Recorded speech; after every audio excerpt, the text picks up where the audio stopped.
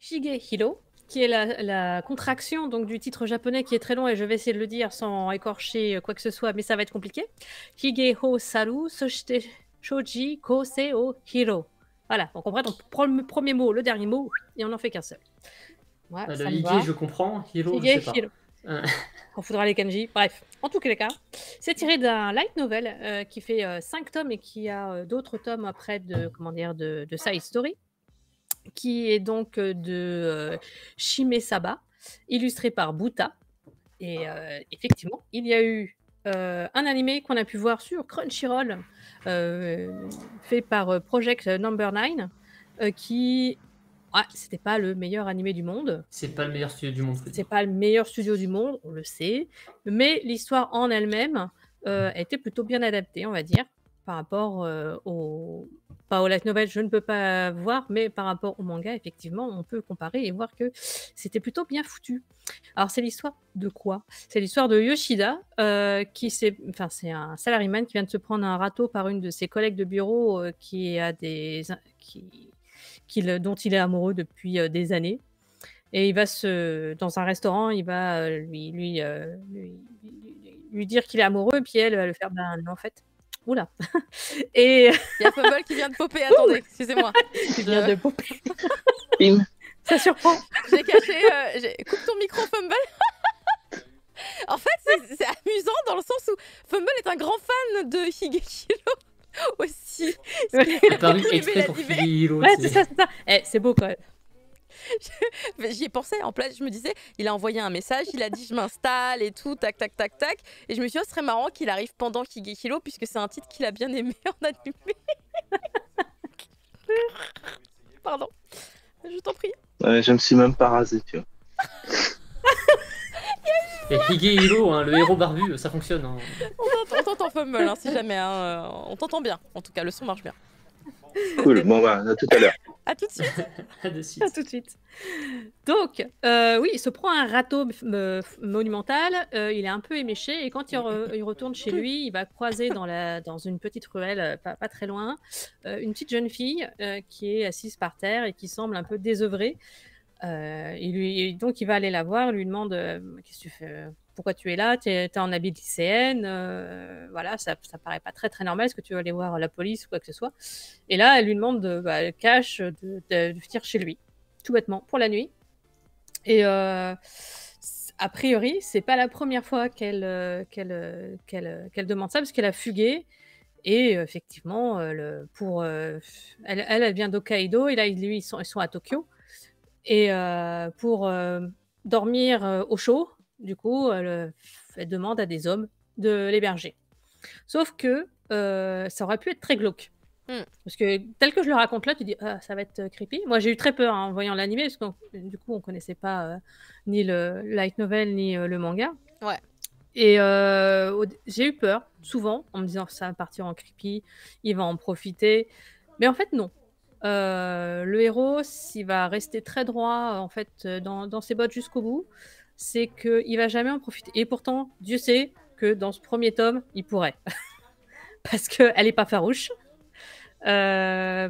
Donc effectivement, elle va le tenter plusieurs fois. On peut penser que ça peut être un petit peu malsain, mais non, en fait. On va comprendre après pourquoi est-ce qu'elle agit comme ça.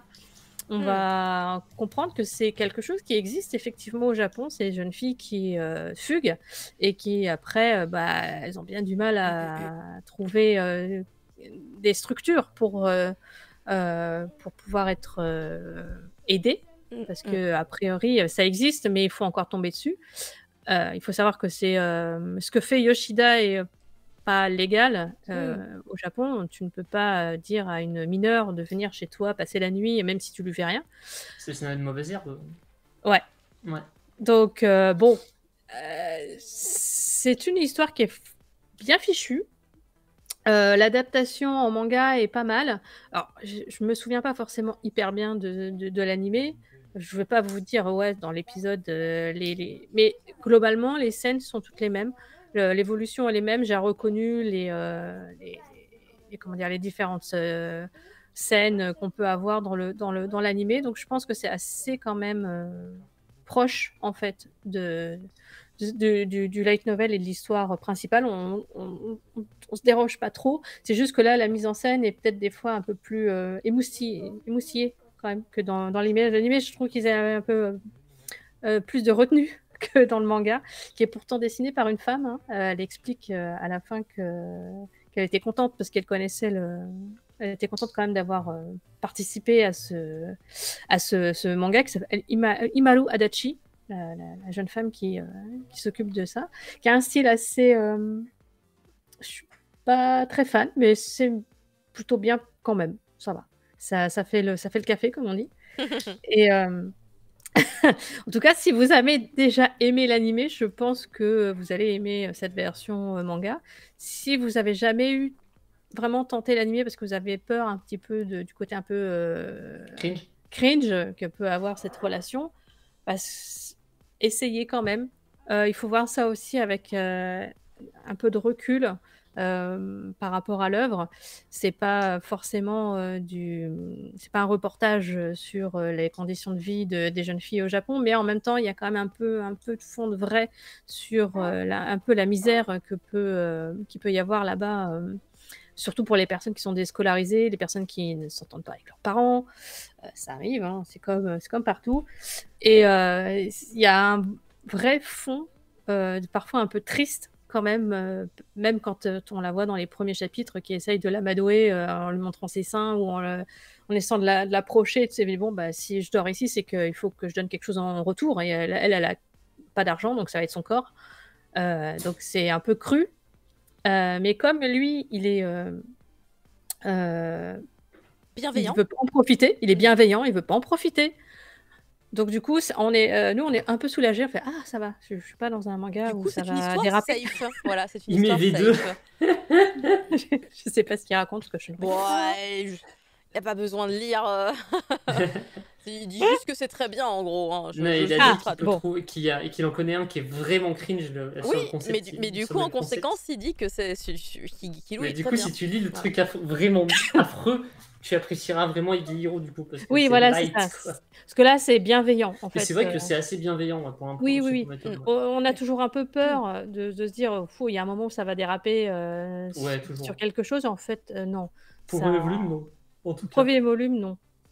Et pour ceux qui veulent, l'animé aussi est disponible. Le light novel est terminé. Ça finissait Ouais. Tout est fini. Il y a juste eu des side stories qui sont sortis après en light novel. Il y a des modifications. Il y a juste le manga qui est en 7 tomes pour l'instant et qui est en cours. Il n'est pas arrivé à son terme encore. Très bien. Merci beaucoup, Tanja, pour ton feeling sur ce premier tome de Higekilo.